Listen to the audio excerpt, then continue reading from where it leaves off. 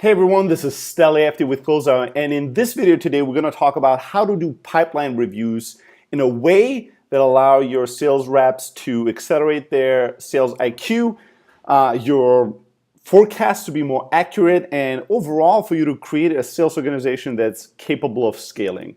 So doing pipeline reviews, maybe this is a little bit of an old school thing, but it's getting more and more popular more recently, and it's always been at the heart and core of how we've been running our sales teams and organization, back in the day when we were running Elastic Sales all the way to now with Close.io. So what is a pipeline review? Just to begin there.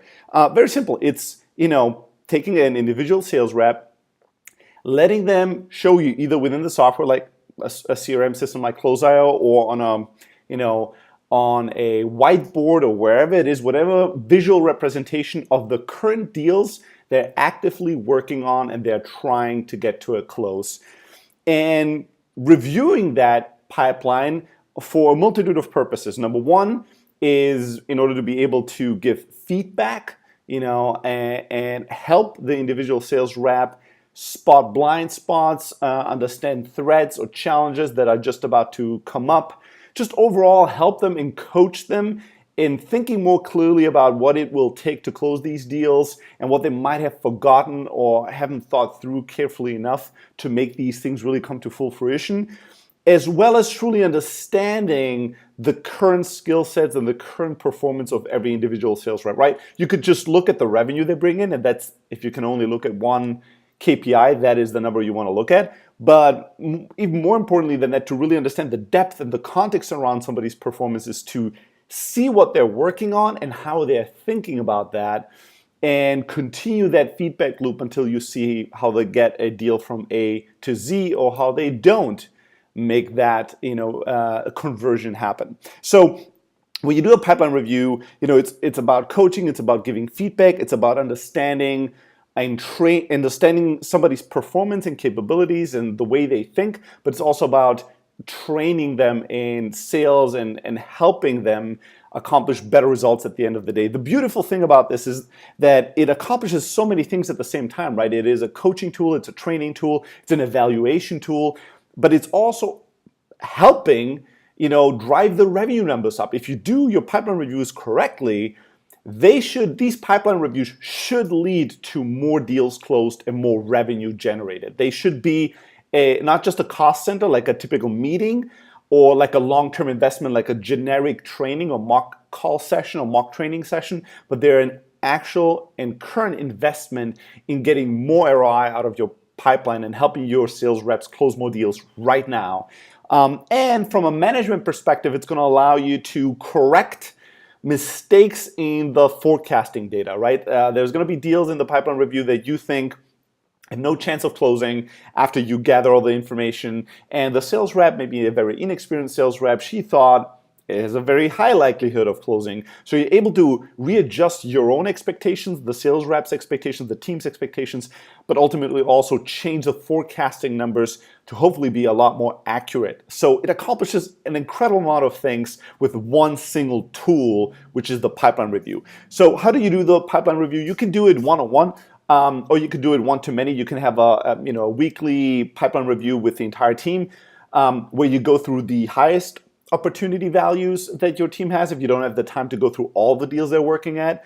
But even if you want to go through all the deals somebody's going to work, so you could, let me back that up. You could do it a number of ways. One is you go through a number of people and you just go through their top deals or the biggest deals or the most important ones. You could go obviously just through everybody and look at all their deals. It's very time intensive. You could be doing the pipeline reviews on rotation. So you pick one person at a time or two people at a time on a weekly basis, and you go through their either top deals or all their deals. There's many different ways to do it, but you should make sure that if you do it in a one-to-many setting, that you're conscious of time and you don't invest more than typically 60 minutes through it, because after 60 minutes of really doing deep dive pipeline reviews, people's brains are going to be fried, and it's gonna be challenging enough for them to take that and still feel the energy and the passion to go and kill it for the rest of the day if you do it at the beginning of it, for instance. The more time you spend on the pipeline review, there is a risk of kind of overloading people's brains with information and detail and kind of getting them fatigued to the point where they don't feel the necessary energy to take action right now, which is exactly what they want, what you want them to do at the end of the pipeline review. So make sure that you keep those reviews tight. Make sure that you time them.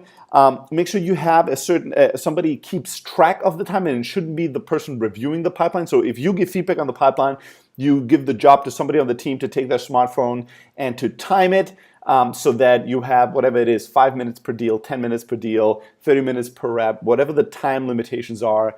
Make sure somebody else within the pipeline review meeting is tracking the time and is the champion of calling people out and being really forceful on that, because it's very easy to get sucked into the rabbit hole of reviewing a deal and brainstorming on a deal, especially when they are larger and more complex, and all of a sudden you spend 35, 40 minutes just talking about one deal, and you still have 20 more deals to review, and you're like, holy shit, this is going to be tough. How are we going to make this happen? So it's good to have somebody to keep track of time, but you always want to start and prioritize, just like with anything else in life, starting with the biggest, most important deals, and then go to the other ones, so that in case you don't get through everything, you've got through the most important things.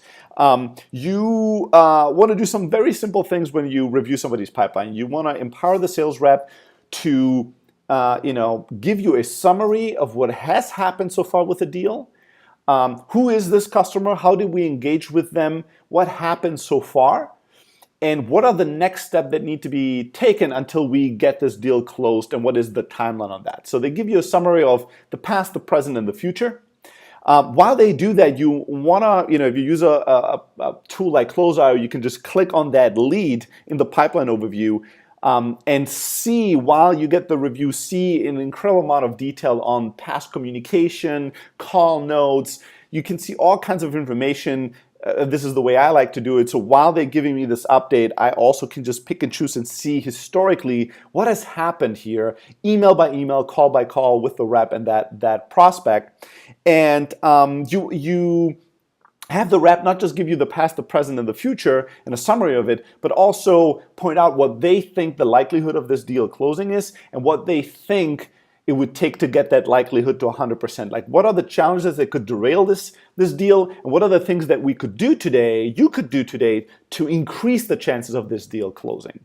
And while the rep is answering these questions and summarizing these things and giving this information, you can, poke holes, ask questions, dig deeper, challenge them on some of their thinking. And a lot of times the challenges that you're going to give are around missing information.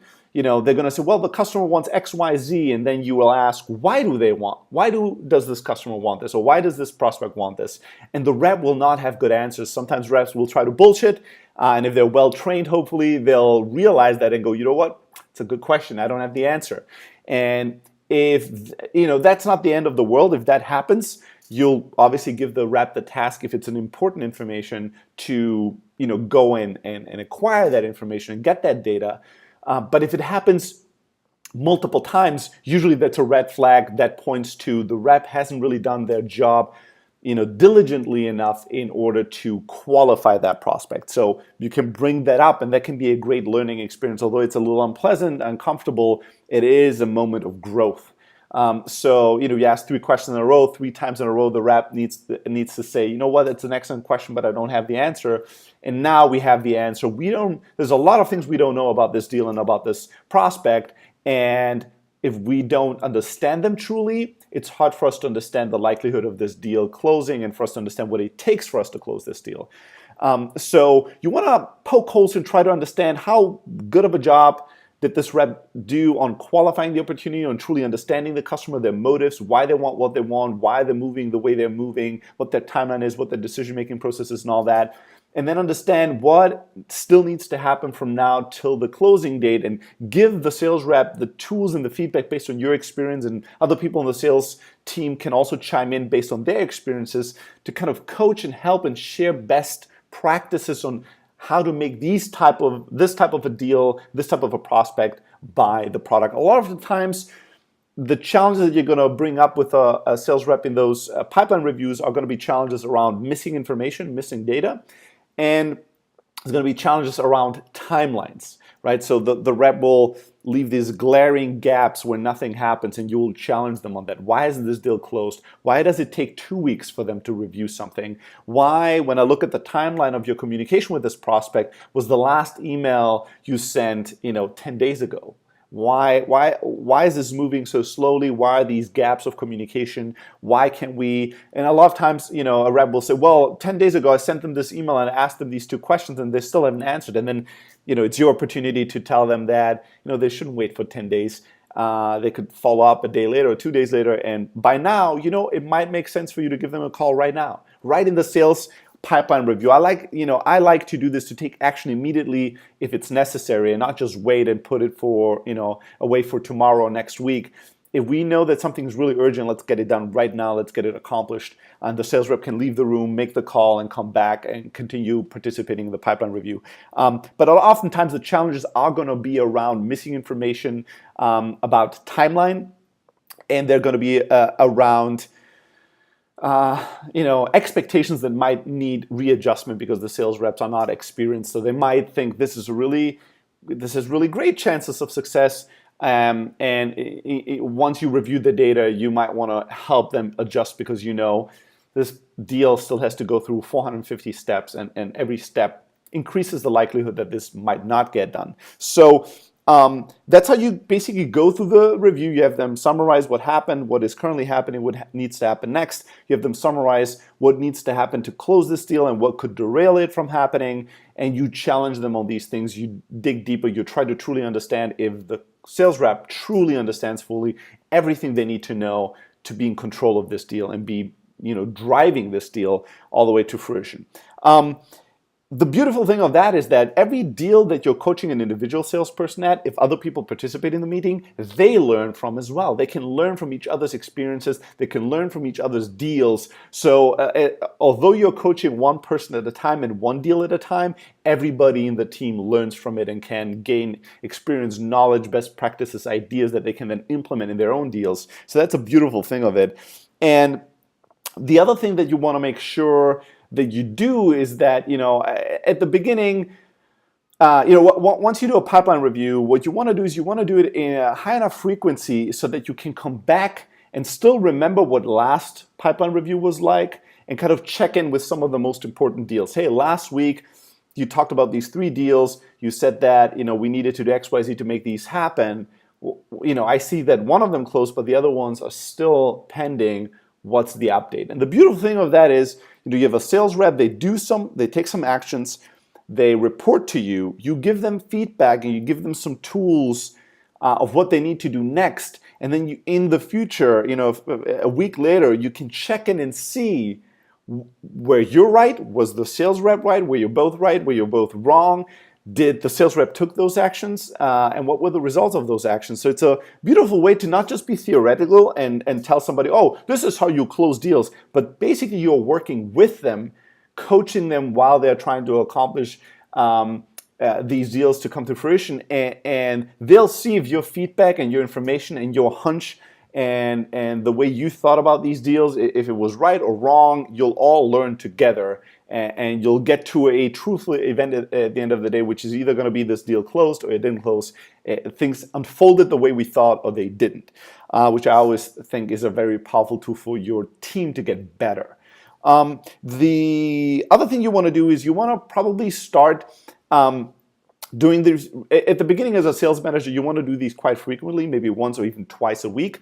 But over time, as your team becomes more experienced, you want to widen that out a little bit, maybe do it every 2 weeks. Eventually you do it every month or every quarter.